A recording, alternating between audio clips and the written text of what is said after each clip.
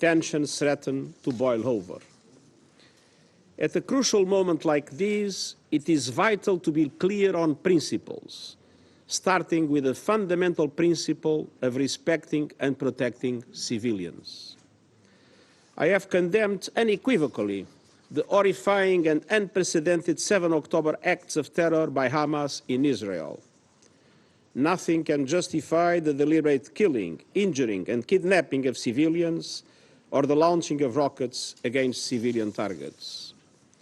All hostages must be treated humanely and released immediately and without conditions.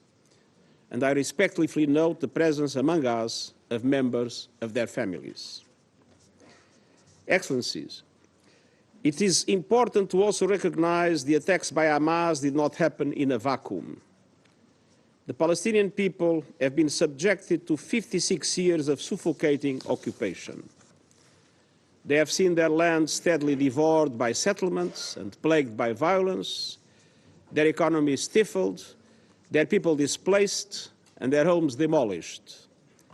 Their hopes for a political solution to their plight have been vanishing. But the grievances of the Palestinian people cannot justify the appalling attacks by Hamas, and those appalling attacks cannot justify the collective punishment of the Palestinian people. Excellencies, even war has rules. We must demand that all parties uphold and respect their obligations under international humanitarian law, take constant care in the conduct of military operations to spare civilians, and respect and protect hospitals, and respect the inviolability of UN facilities, which today are sheltering more than 600,000 Palestinians. The relentless bombardment of Gaza by Israeli forces, the level of civilian casualties, and the wholesale destruction of neighborhoods continue to mount and are deeply alarming. I mourn and honor dozens of UN colleagues working for UNRWA. Sadly, at least 35 and counting, killed in the bombardment of Gaza over the last 2 weeks. I owe to their families my condemnation of these and many other similar killings. The protection of civilians is paramount in any armed conflict. Protecting civilians can never mean using them as human shields.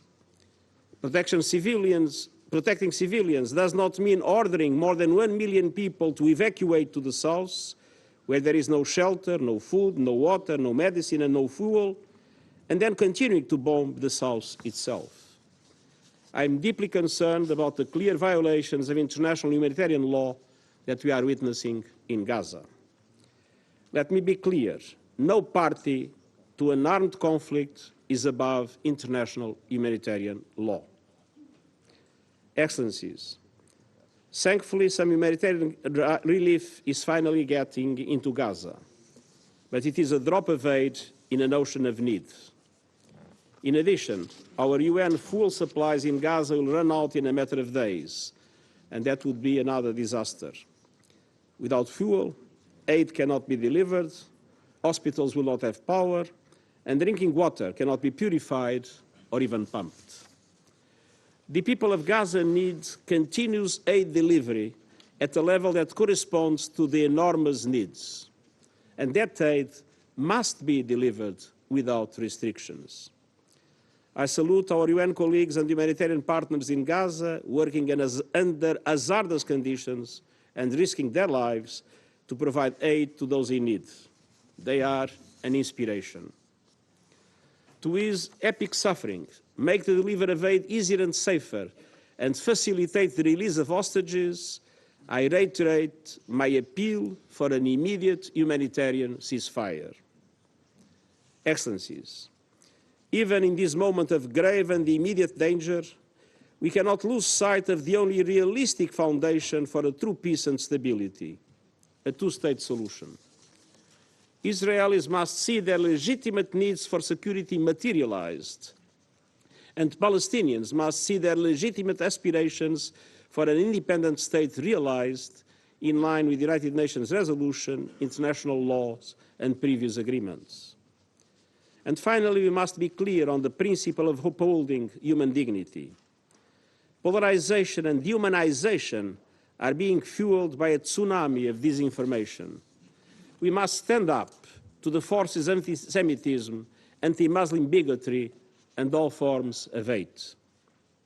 Mr. President, Excellencies, today is United Nations Day, marking 78 years since the UN Charter entered into force. That Charter reflects our shared commitment to advance peace, sustainable development, and human rights. On this UN Day, at this critical hour, I appeal to all to pull back from the brink before the violence claims even more lives and spreads even further. Thank you very much.